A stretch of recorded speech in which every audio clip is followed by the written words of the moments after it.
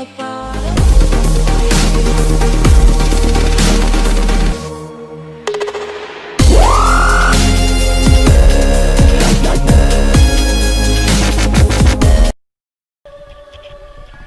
up people, welcome to new episode of Dorje Vlogs. Dorje Vlogs को यो एपिसोडमा दर्जी बङचुक आइपुगेको छ हेलाम्बुमा म मेरो लाइक हुन्छ नि स्वीट होम बर्थ प्लेसमा आइपुगेको छु.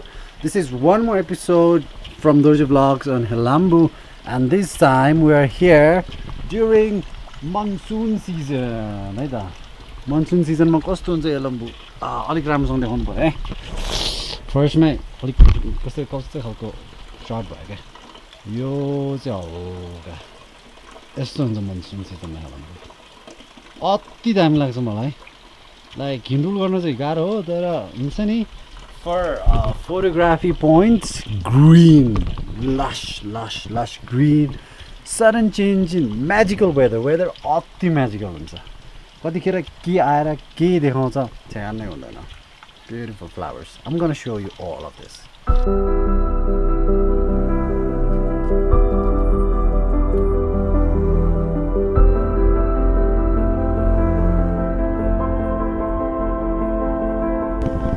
What's up guys?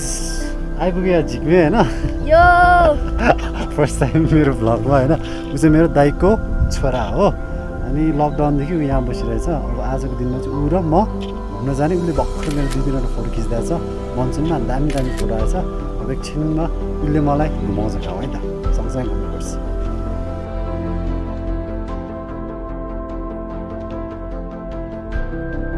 Take a look. We got bobwal. अहिले धुम्म छेकिन आँटिसक्यो. क्या म्याजिकल चेन्जेस हुन्छ क्या monsoon. This is what I love.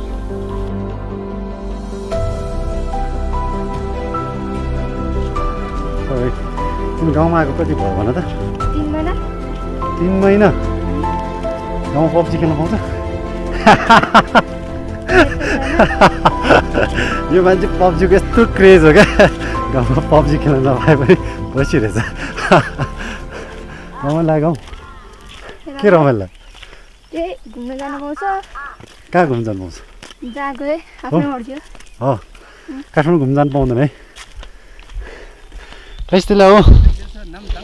नाङ्लब क्या हो? ए भन्दा आज तुझै तिन्छ. जाउँ.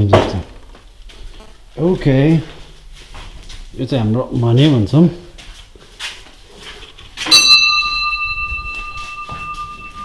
थापै हाल्नु भएन. टिङ भन्ने बित्तिकै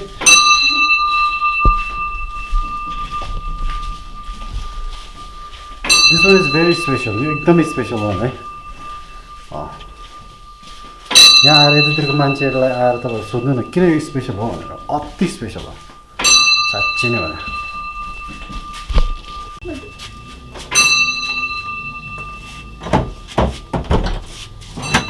Yeah, I'm surprised. मेरो फोटोहरु देखिरहेको हो हैन.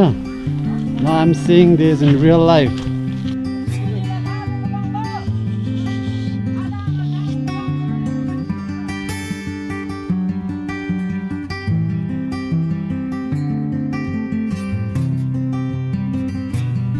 Alright, just so you know, हेलाम्बुमा धेरै लामो के like Great Wall of China जस्तै more similar like त्यो लेभलको हुन्छ नि Great Himalayan Trail भनेर यहाँ बनिरहेको छ. and this is Sermathang section. First section चाहिँ ठ्याक्क त्यतापट्टि साइडमा है वेस्टमा त्यहाँ बनिरहेछ. This is Sermathang section. यहाँदेखि 1.5 घन्टा जस्तो उता फेरि काजे भन्दा माथि पनि बनिरहेछ. सुनिरहेको हो. अस्ति म आउने बेला तलसम्म थियो where the guy is. अहिले यहाँ आइपुगिसकेको छ. This is going further up.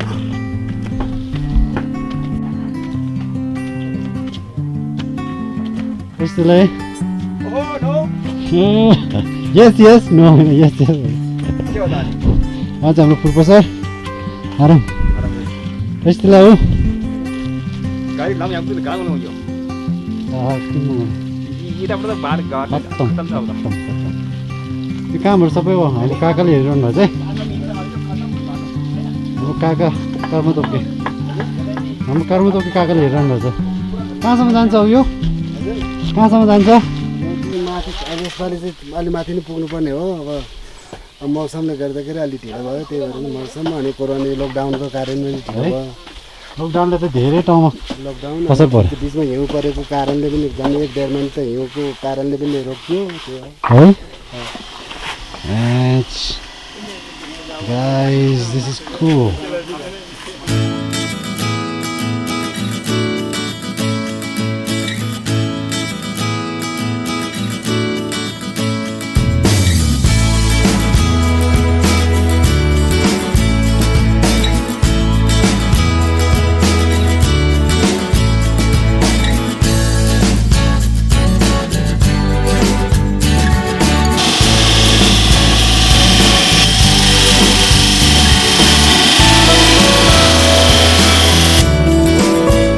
म यहाँ हाम्रो शेरमाथाङको हिरोइनहरूसँग कुरो गर्न आँटेको हिरोइनहरू पुरा लजाएर खोइ त अनुहारै देखाउँछु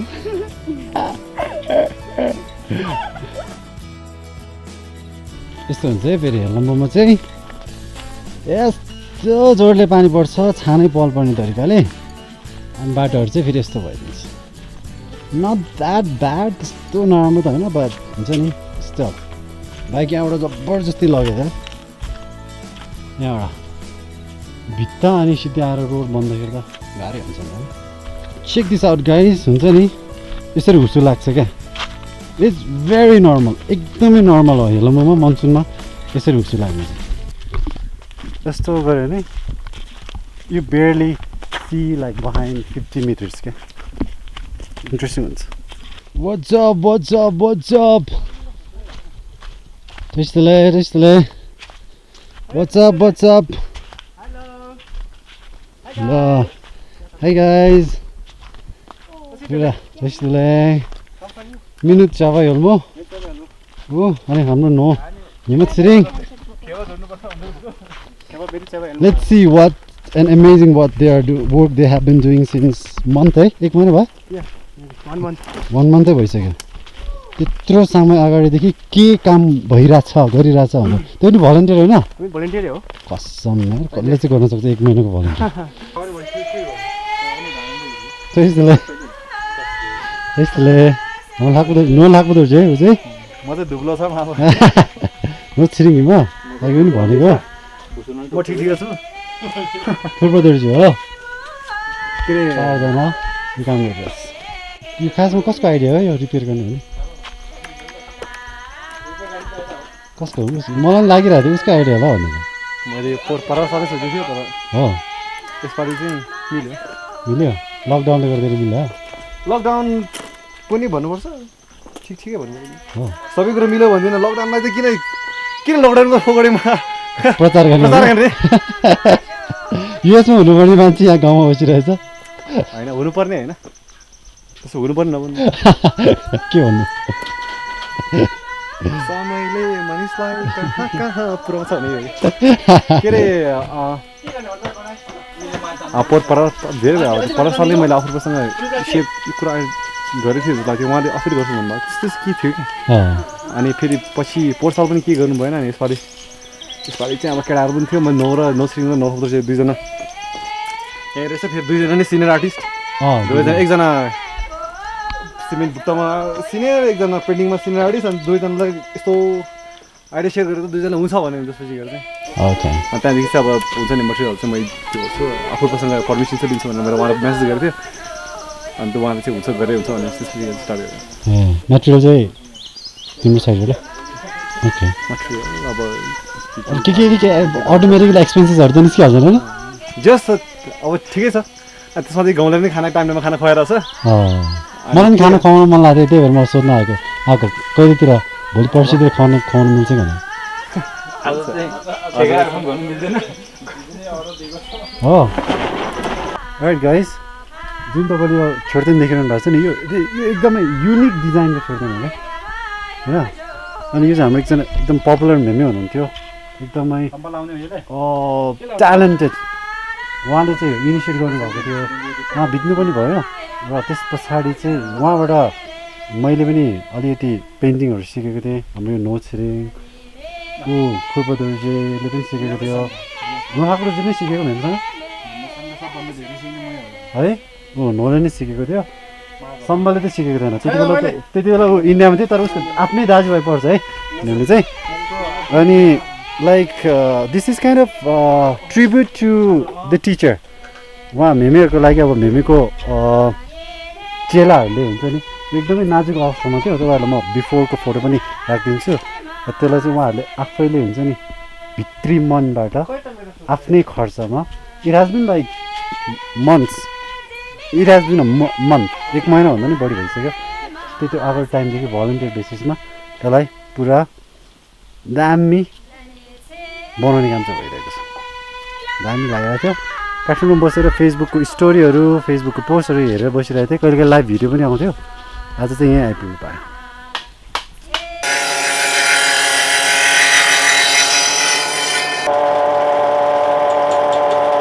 बनाउन कति दिन लाग्छ अब म भर्खर सिक्दियो हो मलाई चाहिँ निकै लाग्दो रहेछ 8-9 दिन पो लाग्दो रहेछ हो 8-9 दिन यो चाहिँ के बनाउन लाग्नु भएको हो ला छु अब चाहिँ के बनाउन लाग्नु भएको यो एउटा नन्दको शङ्करकुङ ए ओके ओके ओके ओके हजुर धेरै डिटेलमा काम गर्नुपर्ने रहेछ हो खै तपाईँको अब अल्छिउ काम होइन एकदमै धेरै डिटेलमा काम गर्नुपर्ने रहेछ नन्दको सुङ भन्छ पुरानो टाइपको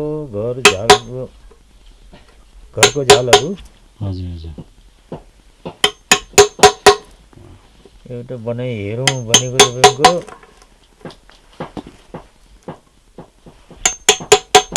झ्याउ लाग्दो छ काम खास गरी बनाउने मान्छे थुप्रै भयो भने त झ्याउ नलाग्ने थियो एक्लै परेकोले के हो होइन थाहा पाउनु गाह्रो छ राइट पिपल तपाईँहरूले यो ब्याकग्राउन्डमा जुन देखिरहनु भएको छ नि यो चाहिँ कस्तो दामी क्या डिटेलको हुन्छ नि लाइक कस्तो दामी छेटी बनाउनु भएको रहेछ कि छेटी भनेको चाहिँ हाम्रो त्यो पूजा कोठामा जुन एउटा अल्टार भन्छ क्या इङ्ग्लिसमा त्यो पूजा सामग्रीहरू राख्ने मूर्तिहरू राख्ने त्यो सबै कुराहरू राख्ने क्या पुरानो स्टाइलमा घरहरूमा हुन्छ कि पहिलो अब भूकम्पसँगै त धेरै कुरा हराएर गइसक्यो तर पहिलो यो घरहरू चाहिँ यस्तो रङ्गीचङ्गी पनि होइन कि यसमा लाइक यो कालो खालको मात्रै रङ लगाएको हुन्छ क्या दामी हुन्थ्यो it was like let's say it was lost तर फेरि उहाँहरूले बनाउनु भएको रहेछ क्या आई रियली लाइक इट मलाई खासै यहाँ नाम के जस्तो लाग्थ्यो आइहालेँ खुसी लाग्यो दामी कुराहरू देख्न पाएँ सही हो ए गाइस यो चाहिँ गाउँले लाग्यो मजाको डोकोमा उहाँले घाँस भरिसक्नु भएको छ अनि घाँस काट्दै हुनुहुन्छ मेरो काका औ सन्चै भैँसीको लागि घाँस काट्नु भएको कि भैँसी कतिवटा छ हौ ए दुध दिन्छ हौ दुध दिँदैन है क्या सही खालको गाउँले लाग्छ गाइस यो चाहिँ हेलम्बुको सर्प है त ए कोब्रा यत्रो लामो हेर त जिब्रो पनि निकालेर छ ओके अब लन्च टाइम यो चराले खाइरहेको थिएन यो